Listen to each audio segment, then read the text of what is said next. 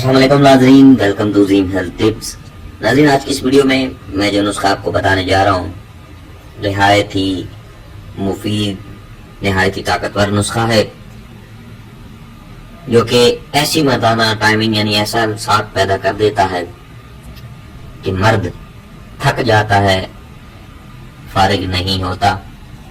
تو اس میں جتنے بھی اجزاء استعمال کیے گئے ہیں وہ تقریباً ہر پنسا سٹور پہ آپ کو بآسانی مل جائیں گے۔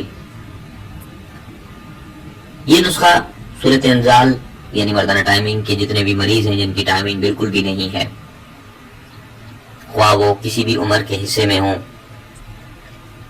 اگر اس نسخہ کو مستقل استعمال کرنا چاہتے ہیں تو اس کا لیے بھی آپ کو میں جو طریقہ بتاؤں گا آپ اس طریقے پہ عمل پیرا ہوں تو مستقل ٹائمنگ میں اضافہ ہو جائے گا۔ اور اگر وقتی چاہتے ہیں تو وقتی ٹائمنگ ایسی ہو جائے گی کہ آپ تھک جائیں گے لیکن فارغ نہیں ہوں گے۔ نہ صرف یہ قوت باہ میں بھی اضافہ کرے گا اور امساک کا وہ طوفان پیدا کرے گا کہ برداشت مشکل ہو جائے گی۔ چہرے کا رنگ سرخ ہو جائے گا اور صورت انزال کے مریضوں کے لیے تو نہایت ہی یعنی کہ آب حیات سے کم یہ نسخہ نہیں ہے۔ تو ناظرین، چلتے ہیں ویڈیو کے اگلے حصے کی جانب، جس میں میں آپ کو یہ نسخہ جتنے بھی اجزاء استعمال کیے گئے ہیں وہ آپ کو بتا دیتا ہوں، تاکہ آپ ان اجزاء کو خرید کر آپ نسخہ تیار کر لیں، گھر میں تیار کریں۔ نہایت ہی آسان تیاری ہے، کچھ بھی آپ نے جلانا گلانا نہیں ہے، نہایت ہی آسان تیاری ہے۔ اس سے پہلے میں جتنے بھی میرے زیم ہیلتھ ٹپ چینل کے ویورز ہیں ان سے میں ایک ریکویسٹ کے طور پہ ایک نوٹ دینا چاہتا ہوں کہ یاد رکھیں، امساک پیدا کرنے والی ادویات، سپرے، یہ نسخہ یا کوئی بھی امساک کے حوالے سے آپ کو گولیاں، ٹائمنگ کے حوالے سے سپرے یا کوئی بھی ایسی ادویات آپ استعمال کرتے ہیں تو ان کا مسلسل استعمال نہیں کرنا چاہیے۔ یہ ایک نقصان دہ عمل ہے، کیونکہ مسلسل استعمال سے سب سے پہلا نقصان یہ ہوگا کہ عورت کو عادت پڑ جاتی ہے اور وہ لمبی ہم بستری کی دیوانی ہو جاتی ہے۔ نمبر 2، جب آپ ایک ہی دوا کو مسلسل استعمال کرتے رہیں گے یعنی روزانہ استعمال کریں گے، اس سے اس دوا کا اثر جو ہے وہ کم پڑنا شروع ہو جائے گا اور ایک وقت ایسا آتا ہے کہ وہ دوا اثر کرنا ہی چھوڑ دیتی ہے۔ تو اسی لیے گزارش ہے، میرے جتنے بھی ویورز ہیں تہہ دل سے ریکویسٹ کر رہا ہوں کہ ٹائمنگ کے حوالے سے اگر آپ یہ نسخہ استعمال کریں یا کوئی اور نسخہ استعمال کر رہے ہیں، ضروری نہیں کہ زیم ہیلتھ ٹپ چینل کے ہی نسخہ استعمال کریں، کوئی بھی نسخہ استعمال کر رہے ہیں تو مسلسل استعمال نقصان دہ ہے۔ جو نقصان تھے وہ میں نے آپ کی خدمت میں پیش کیے، آگے آپ کی مرضی ہے آپ استعمال کریں یا نہ کریں۔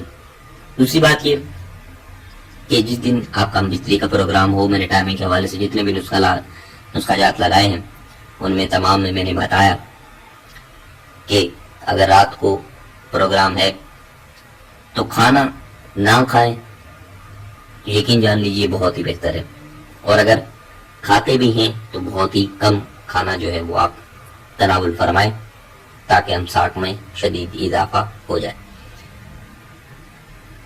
تو ناظرین، امساک کے لیے بہترین اور خوب لطف حاصل کرنے کے لیے جو نسخہ ہے اس میں جو اجزاء استعمال ہوئے ہیں وہ آپ کو بتا دیتا ہوں۔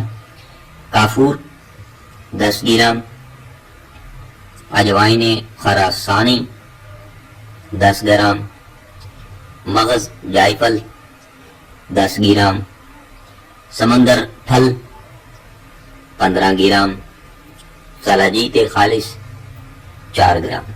میں اجزاء دوبارہ رپیٹ کر دیتا ہوں۔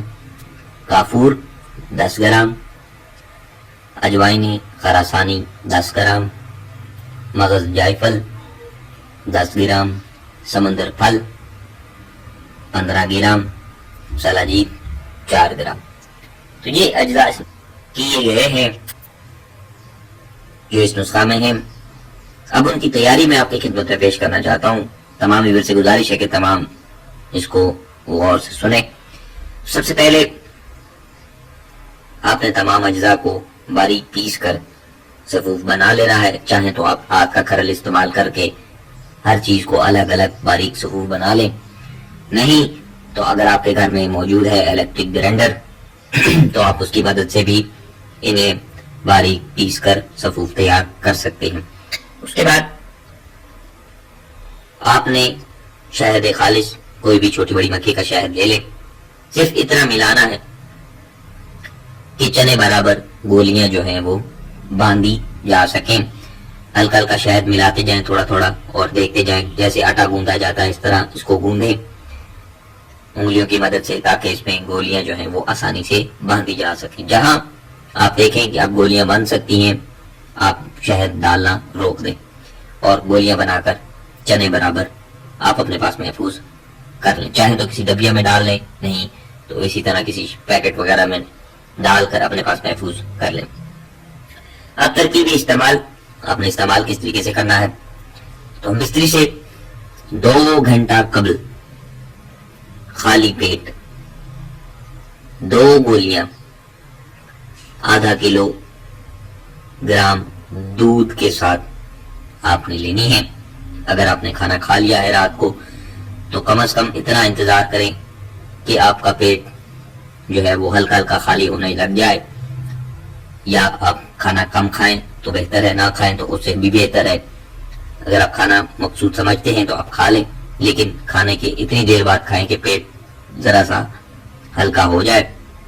اور پھر 2 گولیاں آپ آدھا کلو گرام دودھ کے ساتھ لے لیں. اور اس کے بعد امساک کا تماشا آپ خود اپنی آنکھوں سے دیکھیں گے.